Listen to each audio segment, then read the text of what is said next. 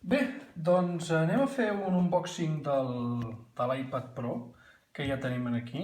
Veiem una capsa d'aquestes Apple total. I què tenim aquí? Tenim... Oh! És un iPad i és gros! És molt gros!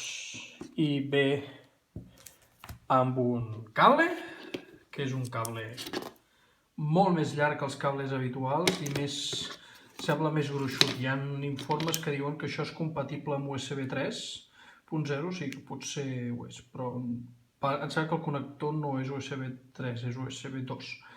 El que sí que està clar és que el cable és molt més llarg i segurament està pensat això doncs, per mantenir-ho endollat amb una taula com si fos un portàtil i no carregant-se a part com és un iPad.